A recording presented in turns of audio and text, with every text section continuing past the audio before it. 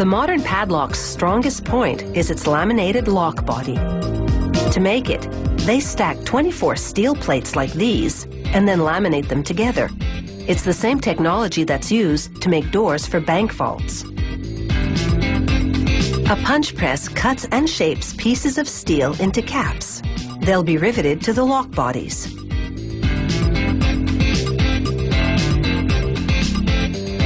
The rivets tumble down a feeder, while below, an operator places a lock body in a fixture and places a cap on it. A powerful press drives them into the assembly, securing the top cap to the lock body.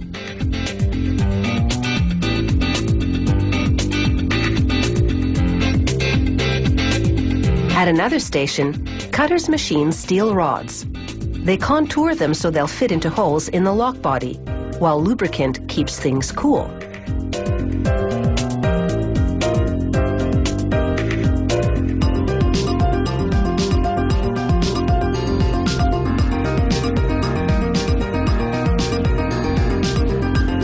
They load the rods into a form press.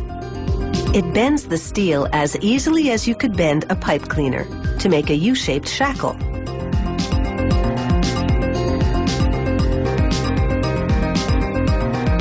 Then the shackles roll into a furnace for tempering, which will toughen them up. After a little more machining, the shackle is ready to be installed. This shackle will need to move up and down as the lock is opened and closed. And that's where these ball bearings come in. They install two in the lock cavity. These bearings will work with a cylinder extension to open and close the shackle.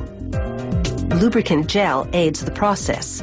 They use it to grease the inside of the lock, while at the same time pushing the ball bearings to either side of it. The cylinder extension goes between the ball bearings. Then they slide a protective casing and bumper over the lock.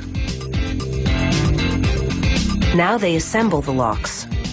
A machine loads copper-plated shells onto mandrels. Plugs, pins, and springs funnel into the lock assembly station.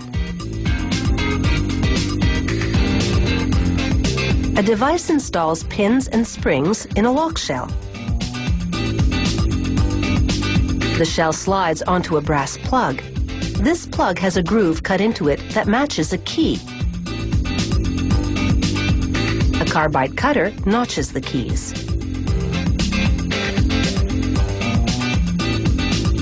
There are tens of thousands of key profiles.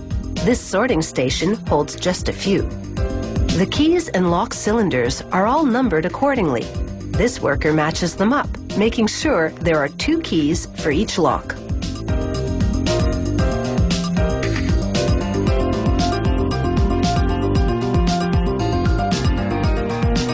She selects a padlock and pushes one of the lock cylinders into it.